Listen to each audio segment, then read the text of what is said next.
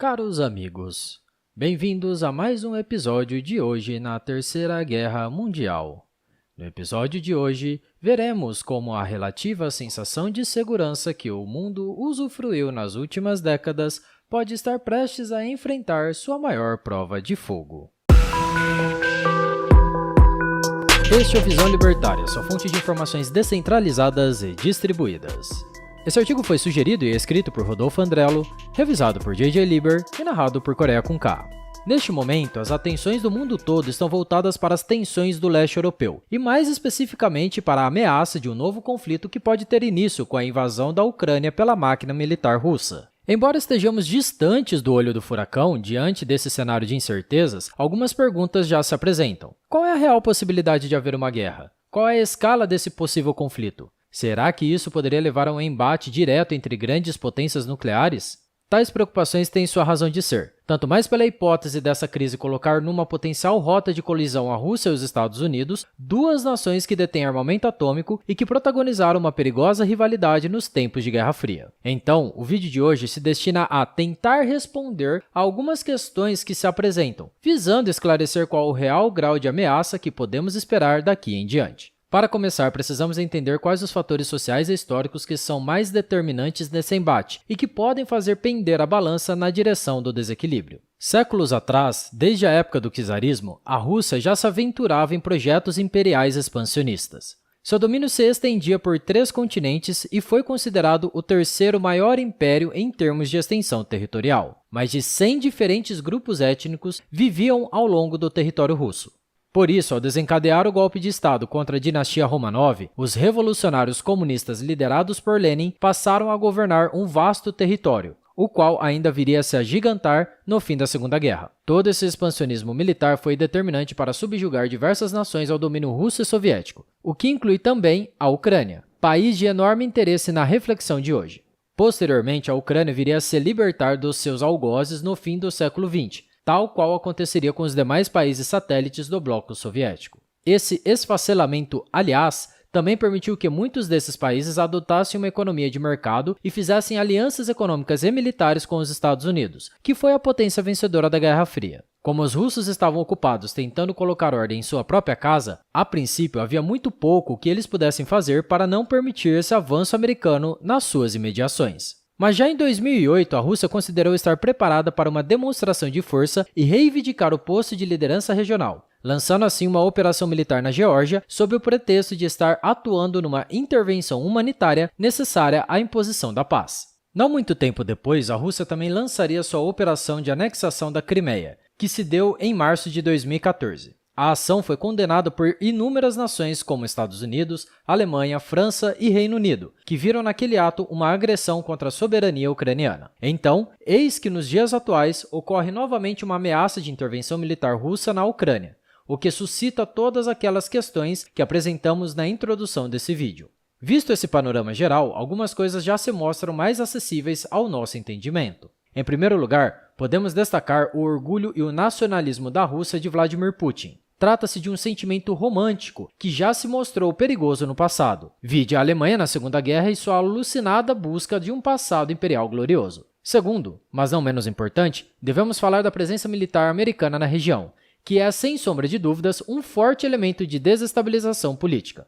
Conforme adiantamos, a fraqueza russa a partir dos anos 90 permitiu que muitos países da região se aliassem aos Estados Unidos, que colocaram tais países sob as asas da OTAN, a Organização do Tratado do Atlântico Norte. Este arranjo não só permite o posicionamento de tropas americanas no leste europeu, como também a instalação de poderosos artefatos militares em localidades perigosamente próximas do território russo. Vendo esses acontecimentos pela ótica de Vladimir Putin, é certamente inadmissível que uma potência estrangeira tenha permissão de, por exemplo, instalar mísseis em países vizinhos, que poderiam alcançar o território russo sem sobreaviso em uma questão de minutos. Porém, dado que estamos tratando de países soberanos que optaram voluntariamente por fazer parte da OTAN, devemos considerar que tais nações não possuem qualquer obrigação política ou moral com a Rússia. Em outras palavras, países como a Ucrânia e outros antigos satélites da URSS hoje possuem total autonomia para decidir com quais países eles querem se aliar, tal como para permitir a entrada de soldados e equipamentos militares desses mesmos aliados.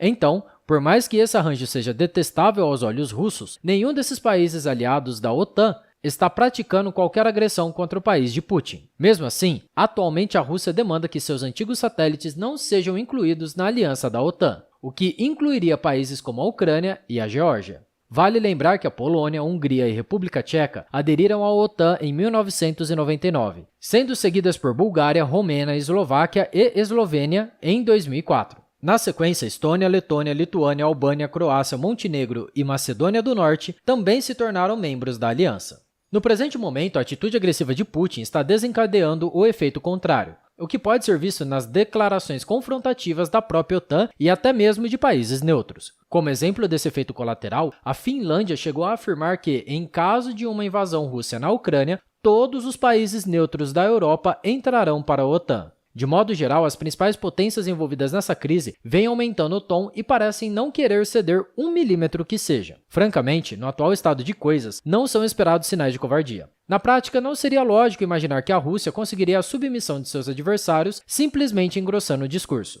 Nenhum líder de nenhum país consideraria oportuno recuar nesse momento, o que, implacavelmente, seria visto como um sinal de fraqueza. Caso ele cedesse imediatamente, a Rússia saberia que teria carta branca para fazer com esses países o que bem quisesse. Por outro lado, não é provável que a Rússia dê um passo para trás após apostar em tantos discursos agressivos e ameaças. Como exemplo desse discurso, podemos mencionar a declaração dada em meados de dezembro passado, de que se não houver garantias de que a Geórgia e a Ucrânia não entrarão para a OTAN, então um conflito militar é inevitável. Para além da questão bélica propriamente dita, há ainda a possibilidade dos países se retalharem com embargos financeiros e diplomáticos. Porém, mesmo nesse cenário, as consequências não seriam de pequena escala, como a Rússia já tendo declarado que cortaria relações com os Estados Unidos caso houvesse sanções contra seu presidente.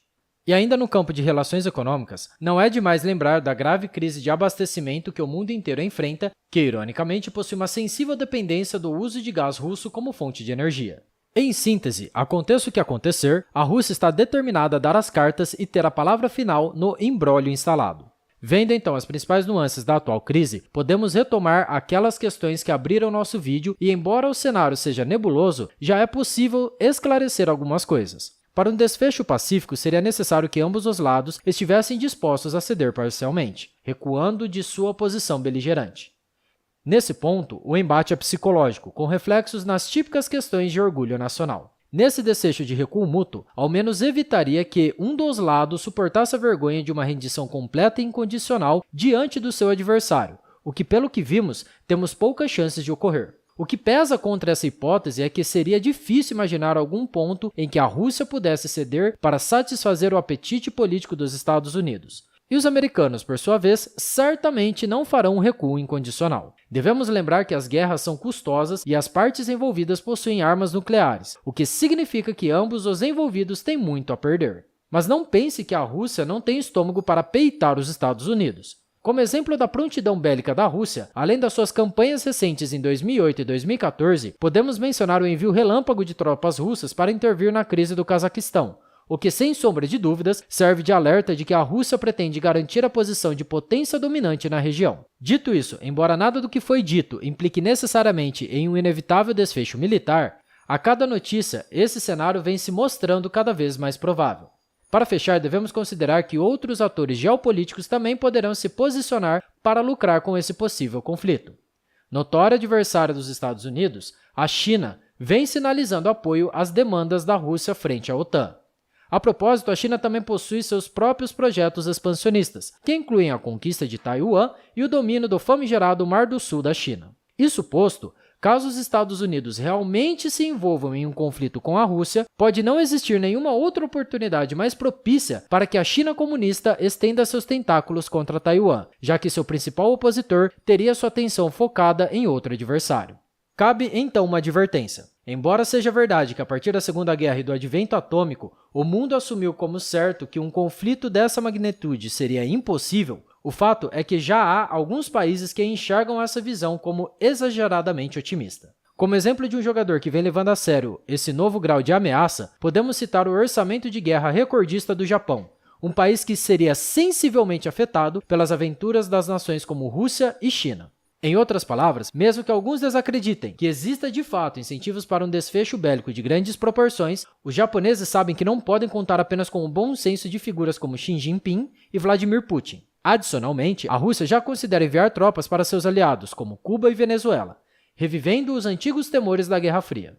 E por tudo isso vale repetir, não estamos dando como certo o desencadeamento desse conflito, nem estamos apostando nossas fichas nesse desfecho.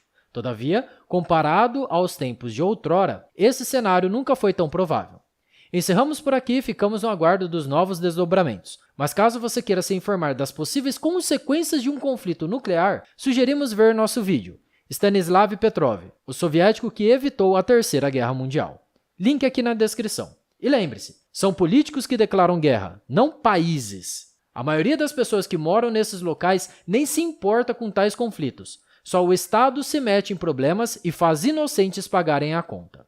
Obrigado pela sua audiência. Se você gostou desse vídeo, clique no ícone de curtir abaixo e compartilhe o vídeo em sua rede social. Se você deseja ser notificado de outros vídeos, clique em se inscrever e depois no ícone da campainha. Até a próxima e tchau!